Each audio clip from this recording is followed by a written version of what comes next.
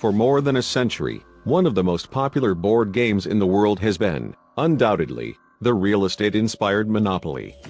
Though it rose to popularity after the Parker brothers released it in the 1930s, the successful game was actually invented by a woman named Elizabeth Magie, and it was originally dubbed the landlord's game.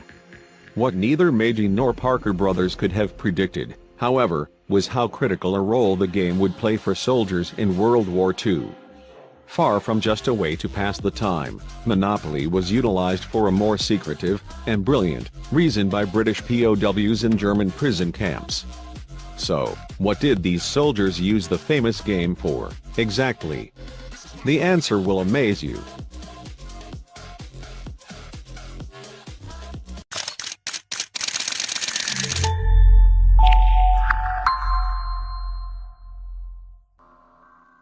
Ever since its arrival on toy store shelves in the 1930s, Monopoly has been one of the most popular board games in the world. But you probably had no idea this simple board game played a major role in helping British POWs during World War II. It was the way British intelligence used the board game during World War II that was truly remarkable. Thousands of prisoners were kept in camps with no hope of escaping, but British intelligence realized they had one huge advantage. You see, German guards allowed British prisoners to receive care packages from humanitarian groups while they were imprisoned. But how exactly would British intelligence use this to their advantage? Surely the packages were thoroughly inspected before they reached the captured soldiers, right?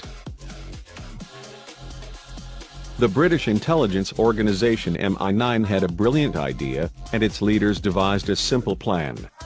Before troops were sent off on missions, they would be informed that, in the event they were captured, they should be on the lookout for Monopoly games sent in care packages.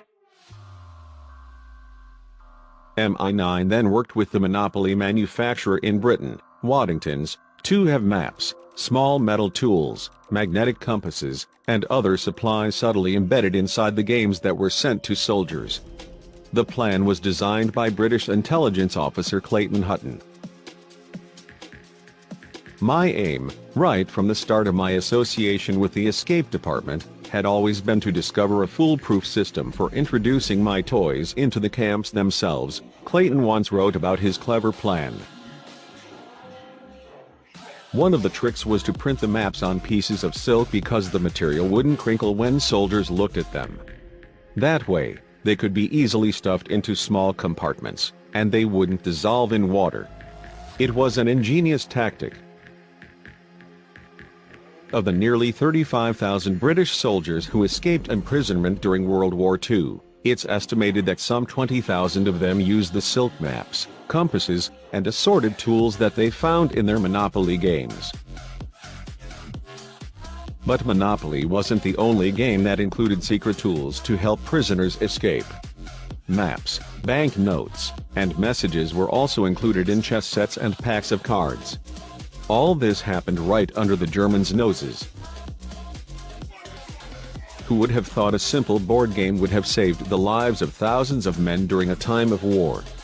Thankfully, the Germans didn't thoroughly inspect any of the packages the prisoners received, or else the plan would have immediately failed, and many more brave men would have lost their lives. Talk about a get-out-of-jail-free card. What an ingenious way to deliver supplies to the imprisoned troops who really needed it, and an awesome piece of little-known history.